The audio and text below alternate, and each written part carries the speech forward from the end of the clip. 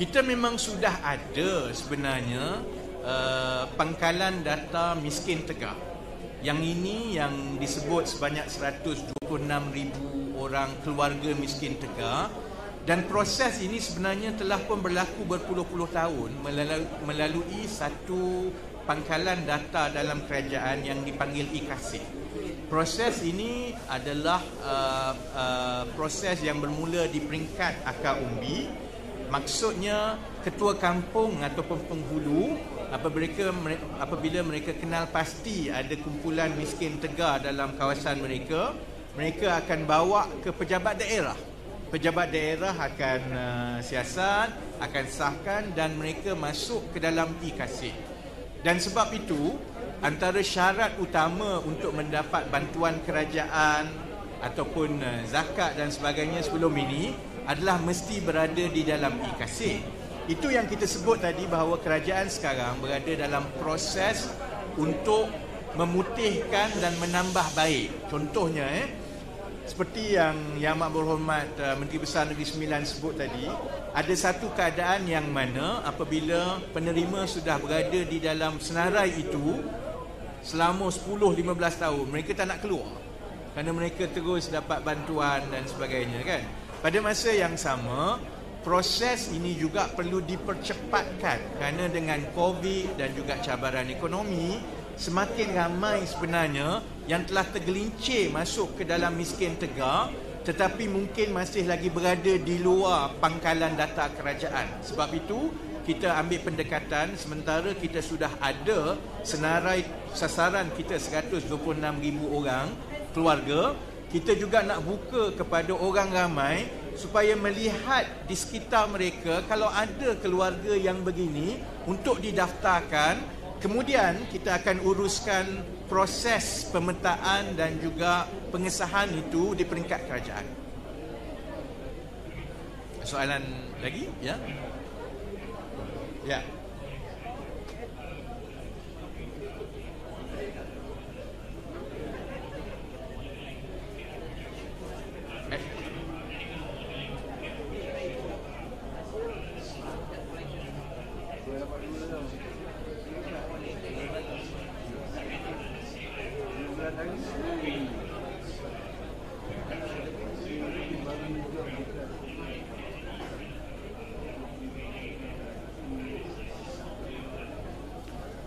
Soalan tadi ada dua.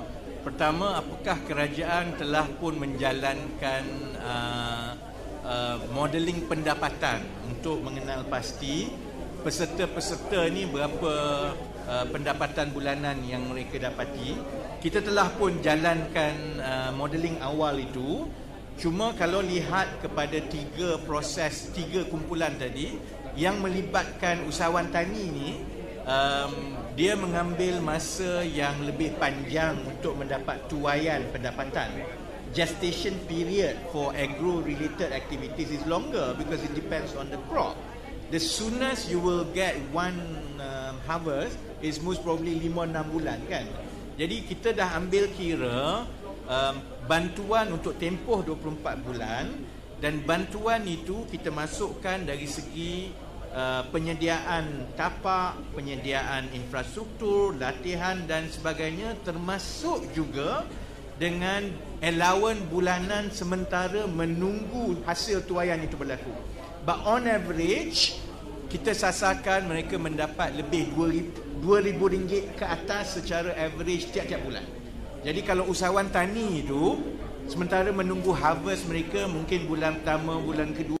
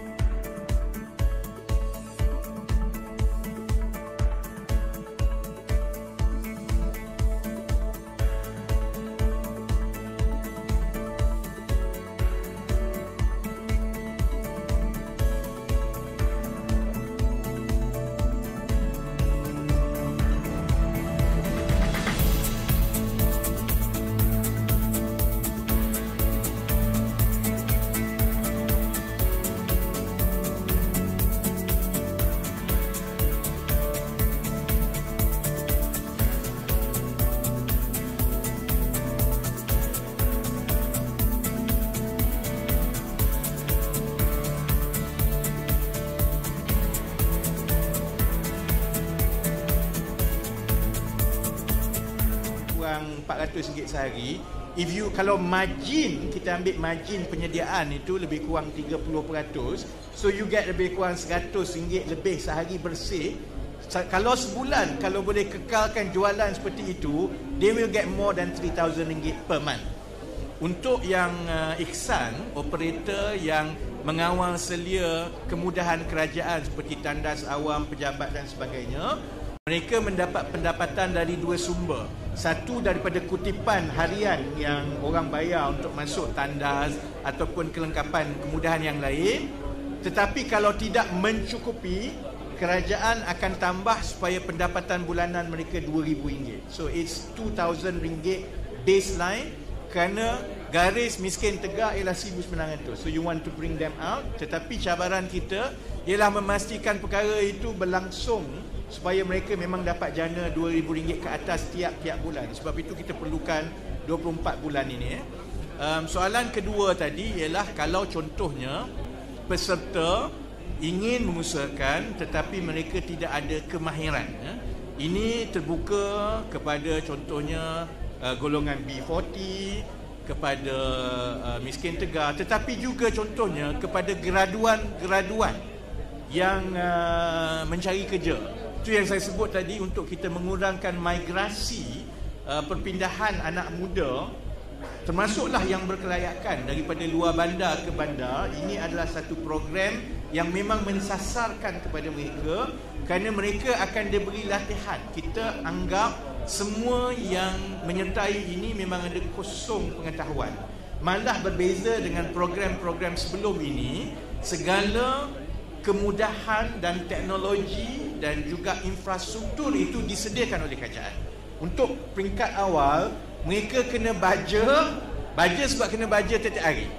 Jadi sebenarnya dia bukan bekerja kat situ 8 jam sehari. Tanah itu telah disediakan, infrastruktur dah disediakan, fertigation dia panggil apa yang dalam polybag tu dah disediakan semua. Cuma yang harian mereka kena buat, mereka kena sembuh baja. Jadi sembuh baja itu mungkin dalam 2-3 jam sehari, dia dalam tempoh 5-6 bulan itu, kerana pemasaran dan sebagainya itu diuruskan oleh kerajaan. Kita menghubungkan dengan syarikat-syarikat peruncitan yang tadi menjadi rakan strategi kita. Tapi harapan kita, mereka akan mempelajari mengenai teknologi dan juga ialah asam garam menjadi usahawan tani ini. Dan the learning curve itu mereka akan jadi lebih baik daripada awal, sehingga mereka harvest, kemudian mereka mulakan kali kedua dan kali ketiga. Dan oleh kerana mereka tergolong di dalam koperasi, maka latihan itu juga akan diberikan. Kita akan bekerjasama contohnya dengan pertubuhan peladang. Ada pertubuhan peladang yang memang cemerlang dari segi latihan.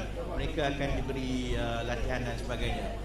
Malah mesej saya kepada anak-anak muda yang graduan, kalaupun mereka tidak masuk dalam kategori B40 contohnya, mereka boleh jadi usahawan tani, mereka boleh mendaftar, kerana kita boleh padankan mereka dengan program-program lain yang kerajaan ada.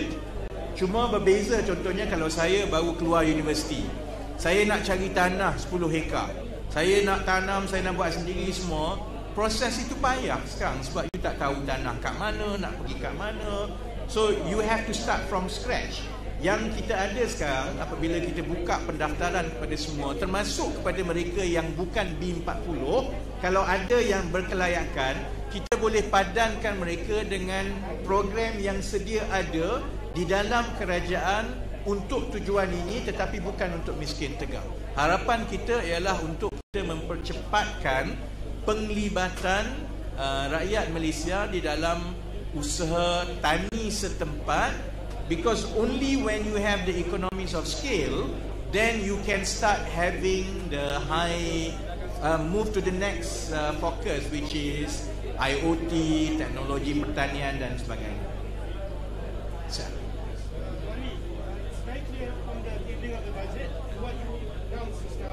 The government is moving away from one-off incentives. But my question to you is, politically, while all these things have to wait for federal cycles to come into effect, politically this will cost the government? I don't think so actually. Of course, you have to balance, and you have to balance, and because that's I think being a responsible government means we will be able to balance between the national obligation to strengthen our fiscal position, because the whole country now knows that our government's debt has reached 1.5 trillion. We know that we don't have much money left to indulge in just giving free money. And we also know that approach is no longer sustainable in the long run, because while it will benefit and make some people happy, but in the long run you begin to have shocks to the economic system. And what has been happening in the last few years is a precise example of that. We have a problem with our food supply, and because of that, then it pushes up prices and so on. What is happening behind the scene is that we want to balance in parallel programs like this that gives basically the fishing rod to people, as I say, buka pintu, so that they themselves can increase their income generating capacity, yet at the same time we streamline as many overlapping programs and one-off assistance, so that we really focus the amount of cash that we have to different groups that have better outcome in the future. I don't think that it will exclude anyone. If anything, is better targeting, and that's also what we mean by targeted assistance. The good thing is, unknown to the public, is that the extent of the work to consolidate all this data to make sure that one person gets good assistance that can help them in the long run, that work is actually already quite advanced. We have already mapped out close to 200 plus different types of cash aids and assistance that government, federal agencies have given to the public. We have mapped it out, so we know now 1% sebenarnya dapat berapa banyak. We are now going to, the next few months is to very quickly bring the data from state governments to make sure that we also follow and tally individual cash assistance that the state gives. And hopefully by end of this year, for each household, we actually know berapa banyak dia dapat, berapa bentuk bantuan, and that allows us not only to streamline, but to focus the resources that we have. I'm actually quite confident that the public will accept it well, because this is what the public by and large had wanted the government to do for a while. We want to make sure that we close leakages, and we want to make sure that for every $1, RM1 that government spend on helping people, it gives them the fishing rod for them to be able to look after themselves in the long run. So what we have not announced is how advanced it is we have been when it comes to mapping this. And the mapping is, I say, almost 80% done, because the next level is just basically the state level assistance to be put into the database. Just an extended question, because I'm concerned that with the state elections this year, the government might change its tunes when they see that the voting is not in their favor. I don't think so, to be frank, because if you are in our shoes, right, we want to do the right thing. I don't know about previous governments or previous ministers. I don't see this as a job.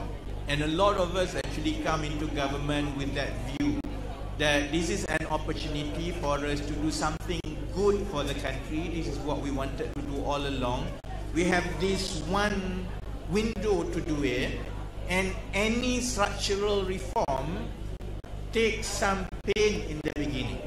So I think, and we know enough that, you know, the gestation period will be the first 1 or 2 years. So we don't want to repeat previous administration's mistake of trying to, you know, do quick gains but prolong the structural issue.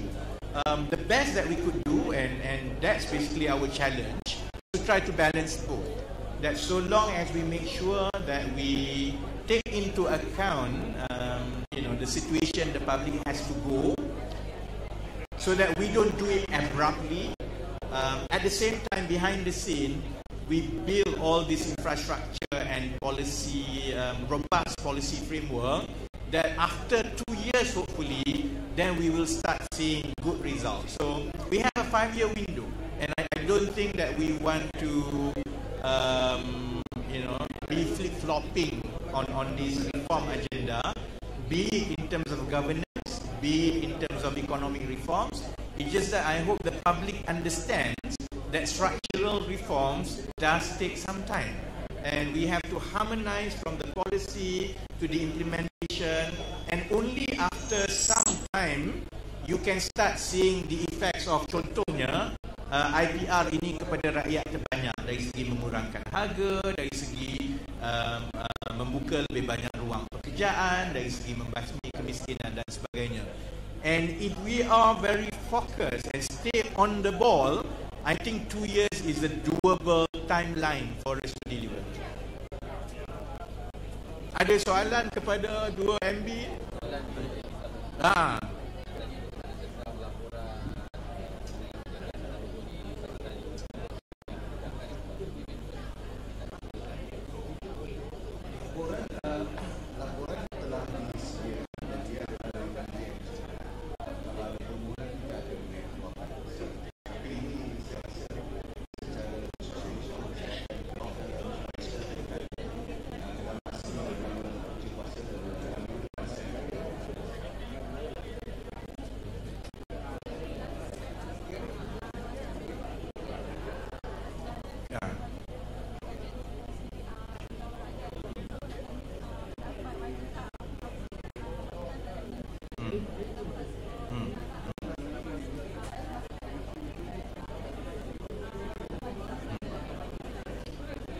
Kalau ahli politik, tindakan dan keputusan itu semata-mata untuk meraih populariti, saya lebih baik masuk dalam gegar-berganza.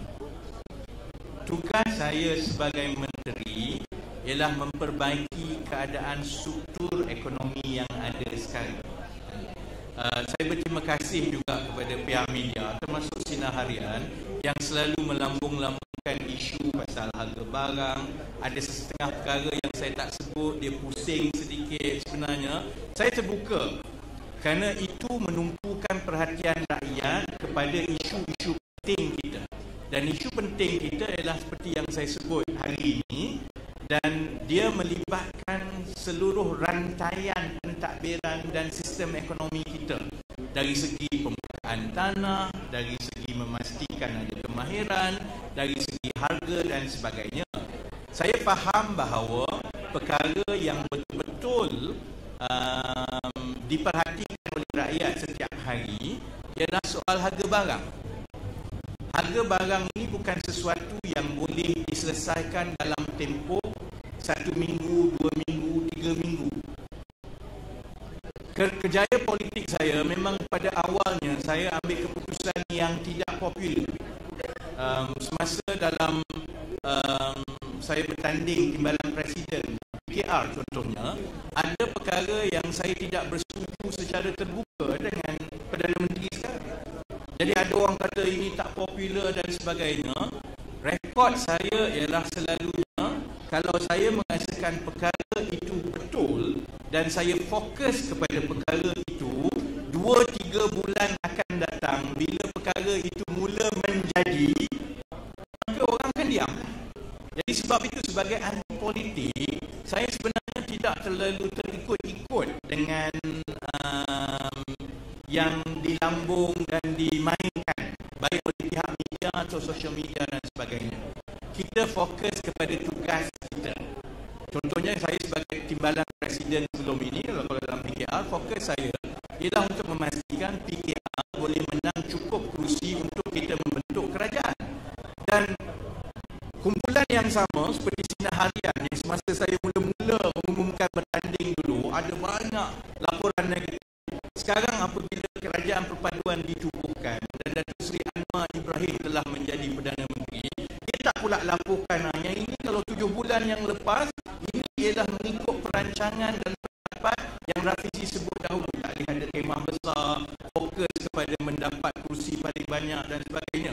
Media dan orang ramai, saya faham, memang menumpukan kepada perkara-perkara yang begitu.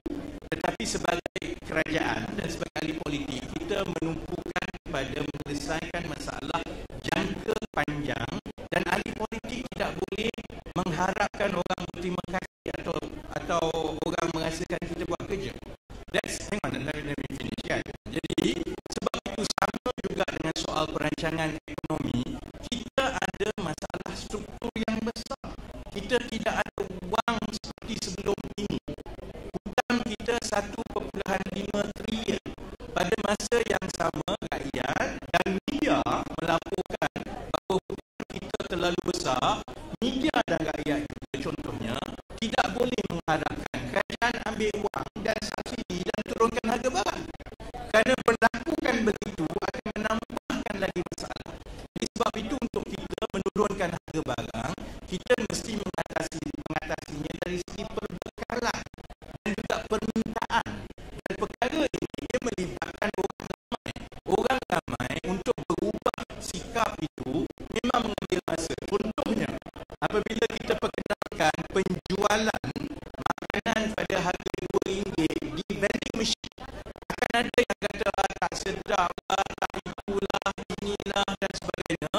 Tetapi sebenarnya memastikan ada pilihan kepada orang ramai supaya makanan yang sarapan tengah hari dan sebagainya pada harga RM2 itu lebih baik daripada terpaksa membeli makanan pada harga RM8 kerana tidak ada pilihan. Jadi pilihan segala yang kita rancang ialah bentuk sederhana dan jangka panjang, dan ini juga bertepatan dengan semua tindakan dan dasar kerajaan yang lain. Saya yakin bila sampai masanya, insyaAllah rakyat akan kurang bercakap masalah itu sudah tidak menjadi masalah.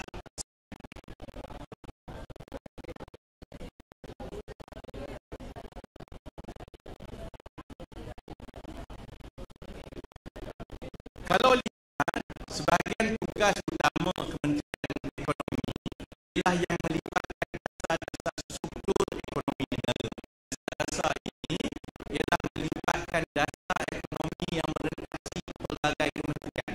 Sebab itu fokus kita ialah untuk kita menyelaraskan dasar-dasar supaya melalui majlis sidang ekonomi negara. Contohnya, tadi ada yang tanya saya tentang subsidi besar.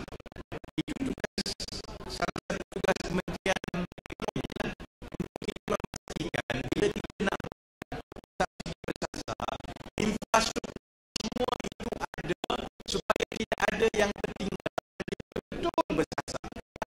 Bila kita berjaya melaksanakan subsidi besar, itu akan menjimatkan sejumlah peruntukan kerajaan supaya ini boleh dialihkan kepada sektor-sektor dan kumpulan-kumpulan yang memerlukan. Yang saya berhati-hati, terutama dengan pihak media, kerana pihak media akan tanya perancangan tiada lagi. Sebenarnya sebagai kementerian, tugas kita ialah mengimbangi di antara perancangan dasar jangka masa panjang yang dilaksanakan oleh agensi-agensi. Jadi saya pun berhati-hati daripada menjadi seperti pentadbiran dahulu yang kerjanya mengumumkan dan melancarkan sahaja. Umum lancar habis umumkan semua tapi tak ada kesan kepada dia. Kalau dia ada menteri dia lagi saya buat tu, saya nak buat ni, saya nak buat di mana. Tapi oleh perkara tidak diharmonikan dari segi dasar dan juga pelaksanaannya. Itulah kerajaan bertugas saya ganti tetapi masalah tidak selesai. Contohnya, satu perkara utama yang kita perlu beri perhatian yang menjadi tanggungjawab Kementerian Ekonomi yang ini